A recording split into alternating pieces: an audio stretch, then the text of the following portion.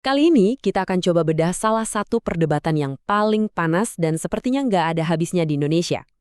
Apakah Soeharto, presiden kedua kita, itu sebenarnya layak atau tidak menyandang gelar pahlawan nasional?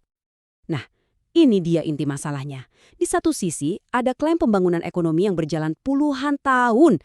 Tapi di sisi lain, ada warisan korupsi yang sistematis dan kekerasan. Jadi gimana cara kita menimbangnya?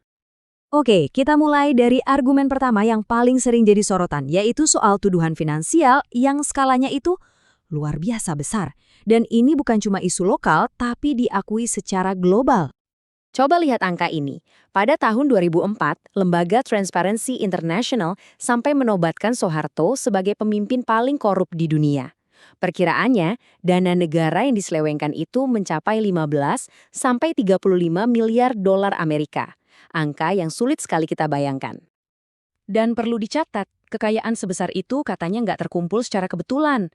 Semuanya diduga berjalan lewat sebuah sistem yang sangat terstruktur, yang kita kenal sebagai KKN, korupsi, kolusi, dan nepotisme.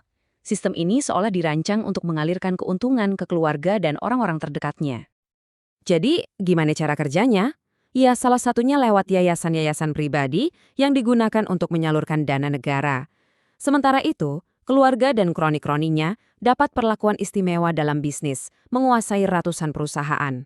Bahkan, ini poin pentingnya, negara kita sempat loh menetapkan Soeharto sebagai tersangka di tahun 2000, khususnya terkait dugaan penyalahgunaan dana di yayasan-yayasan ini. Oke, kita geser dari soal uang ke isu yang mungkin jauh lebih kelam. Di luar korupsi, ada jejak sejarah yang panjang soal kekerasan sistematis terhadap warga negaranya sendiri. Menurut Komnas HAM, setidaknya ada 9 kasus pelanggaran HAM berat yang terjadi selama era Orde Baru. Kalau kita lihat lini masa ini tuh bukan sekedar insiden-insiden yang terpisah ya. Ini adalah sebuah pola kekerasan yang terus berulang dan seolah direstui oleh negara. Dan ini yang paling bikin merinding. Ini bukan lagi sekedar tuduhan dari pihak luar, ada pengakuan langsung. Dalam biografinya sendiri, Soeharto menyebut pembunuhan tanpa pengadilan itu sebagai terapi kejut, sebuah strategi yang memang disengaja untuk menciptakan rasa takut dan menjaga kekuasaan. Ini tentu memunculkan pertanyaan kan, kok bisa semua ini terjadi terus-menerus tanpa ada yang menghentikan? Nah, jawabannya mungkin ada di argumen ketiga ini, demografi yang sengaja dibungkam. Selalu ada dalih stabilitas nasional yang didengungkan.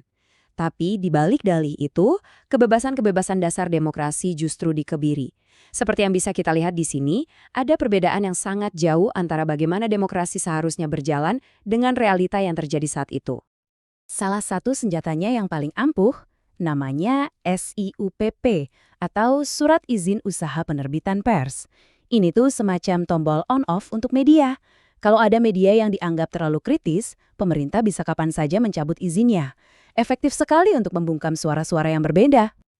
Oke, jadi setelah kita melihat sisi korupsi, kekerasan, dan demokrasi yang diberangus, kita sampai di pertanyaan terakhir yang paling fundamental. Jadi, apa sebenarnya warisan yang ditinggalkan rejim ini? Meskipun sering dijuluki Bapak Pembangunan, tapi di sisi lain, rezim ini juga mewariskan utang luar negeri yang angkanya fantastis, 1.500 triliun rupiah saat beliau lengser di tahun 1998. Dan ini mungkin ironi terbesarnya, lembaga sekelas Bank Dunia bahkan punya perkiraan bahwa sekitar 30% dari dana utang yang katanya untuk pembangunan itu justru diselewengkan. Artinya, uang yang seharusnya untuk membangun jalan, sekolah, atau rumah sakit untuk rakyat tidak pernah benar-benar sampai. Pada akhirnya, semua perdebatan ini membawa kita pada sebuah refleksi yang sangat mendalam. Bagi mereka yang menolak, memberikan gelar pahlawan itu sama saja dengan melukai rasa keadilan para korban. Ini bukan lagi soal suka atau tidak suka, tapi soal prinsip. Gelar pahlawan seharusnya diperuntukkan bagi mereka yang berjuang untuk kemanusiaan, keadilan, dan demokrasi, bukan untuk mereka yang justru menindasnya.